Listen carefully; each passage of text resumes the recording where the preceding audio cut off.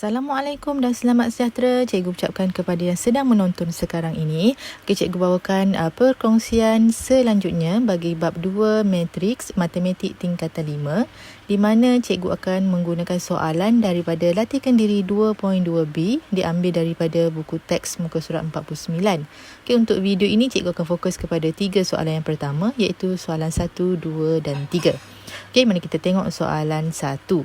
Bagaimana untuk mendarab matriks yang diberikan dengan suatu perkali, suatu nombor, iaitu untuk soalan A ada nombor 3 dan juga matriks negatif 7 dan 2. Apa yang kita buat dekat sini adalah kita ambil nombor 3 itu dan kita darabkan dengan setiap satu sebutan ataupun unsur yang ada dalam matriks itu.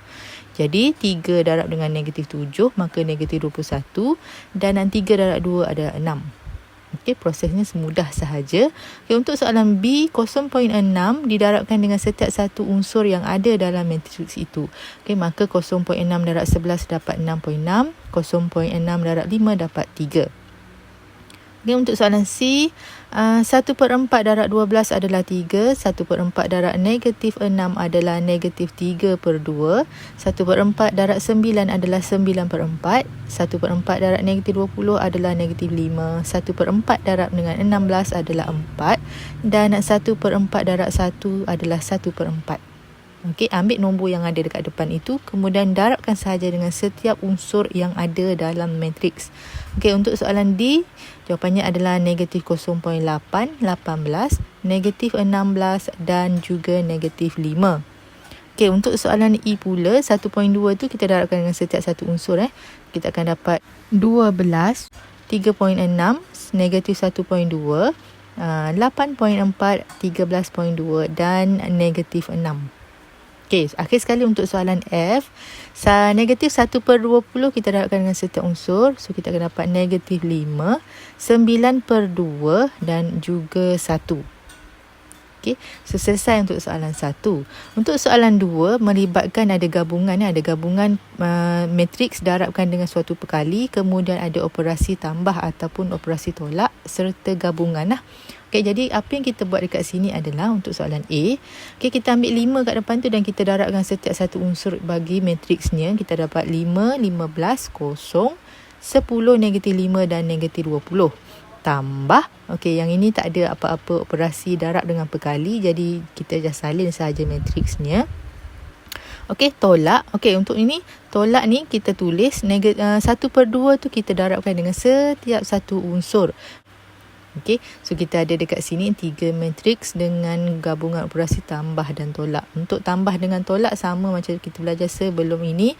Kita ambil unsur di kedudukan yang sama.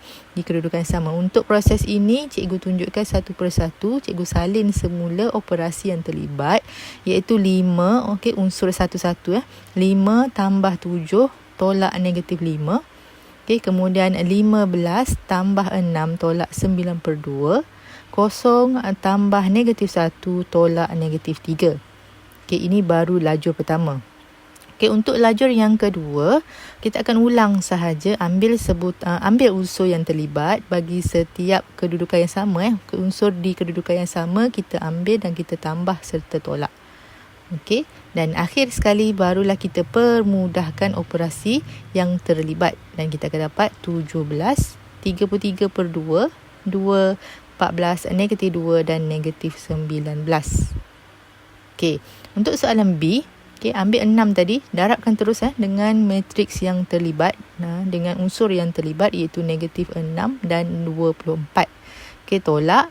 Darabkan dengan 0.5 terus. Tolak kita tulis kat depan, nombornya sahaja kita ambil dan darabkan dengan matriks ataupun unsur yang terlibat. Jadi matriks yang kedua adalah 4 dengan 7. Tolak. Yang ini ambil 2 dan darabkan dengan unsur yang terlibat, 2 darab 1 dan 2 darab negatif 3. Seterusnya adalah kita ambil unsur di kedudukan yang sama, negatif 6, tolak 4, tolak 2, 24 tolak 7, tolak negatif 6. Permudahkan. Dan kita akan dapat negatif 12 dan 23. Untuk soalan C, kaedah yang sama, ambil 7 tadi, darabkan dengan setiap unsur yang terlibat, kita akan dapat matriks dengan unsur 21, negatif 14 dan juga 7 tolak. Okey, darabkan dengan 1/3 pula. Okey, matriksnya darabkan dengan 1/3, kita akan dapat 7, 2 dan negatif 3. Okey, kemudian barulah kita laksanakan operasi yang terlibat, iaitu operasi tolak. Okey, unsur di kedudukan yang sama sahaja. 21 tolak 7, negatif 14 tolak 2, 7 tolak negatif 3, dan kita akan dapat jawapan akhir adalah 14, negatif 16 dan 10. Okey, dan akhir sekali soalan D, 0.2 darabkan dengan setiap unsur yang terlibat, kita akan dapat dalam bentuk matriks 2, negatif 1.2, negatif 5 dan 1.6 tambah, okey, darabkan siap-siap So kita akan dapat 1/5 darabkan dengan unsur-unsur yang terlibat. Okey, 1/5 darabkan dengan setiap unsur matriks yang terlibat, kita akan dapat 3, negatif 1, 4 dan 0.5. Okey, kemudian barulah kita jalankan operasi tambah melibatkan unsur di kedudukan yang sama. Okey, akhir sekali kita akan dapat jawapan 5, negatif 2.2, negatif 1 dan 2.1. Okey, untuk soalan seterusnya, soalan nombor 3.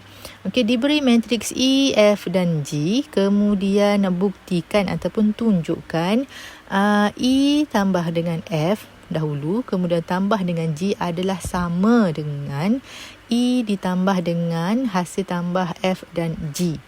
Okey, jadi kita buktikan atau kita nak tunjukkan, kita buatlah sebelah kirinya dahulu. Okey, kita ambil matriks E, matriks F dan matriks G, gantikan dan kita buat yang dalam kurungan dahulu. Okey, kita akan buat yang dalam kurungan terlebih dahulu. So dalam kurungan tu kita dapat 2, 5, 28 dan 15. Kemudian baru kita tambahkan dengan matriks G, iaitu negatif 1, negatif 8, 10 dan 5. Okey, dan jawapannya adalah 1, negatif 3, 38 dan 20. Okey, so ini merujuk kepada matriks yang kita dapat untuk sebelah kiri. Okay, next adalah kita akan tunjukkan pengiraan untuk matriks ataupun persamaan sebelah kanannya pula, iaitu E tambah hasil tambah F dan G tadi. Okay, sama macam kaedah tadi, kita gantikan matriks yang terlibat E, F dan G tadi, dan kita laksanakan ataupun kita buat yang dalam kurungan terlebih dahulu. Okay, kita buat yang dalam kurungan dahulu, maka kita akan dapat matriks E, iaitu 9, 2, 6, 11 tambahkan dengan negatif 8, negatif 5, 32 dan 9. Di mana bila kita buat tambah ataupun kita laksanakan operasi tambah, kita dapat 1, negatif 3, 38 dan 20. Okey, kemudian apa yang kita perlu buat adalah kita perlu bandingkan kiri dan kanannya adalah sama. Okey, so kat sini jelaslah operasi sebelah kiri dan juga operasi sebelah kanan adalah sama.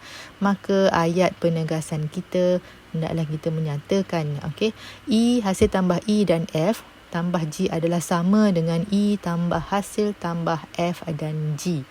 Okey, itu adalah untuk penegasan bagi soalan nombor 3 lah. Okay, memandangkan soalan tu meminta kita untuk tunjukkan. Okey, konsep yang sama jika soalan meminta kita untuk buktikan. Okey, so sekian sahaja untuk perkongsian video kali ini. Hanya soalan 1 hingga 3 sahaja. Nantikan video yang seterusnya untuk soalan yang selanjutnya. Okey, jumpa lagi. Assalamualaikum. Bye.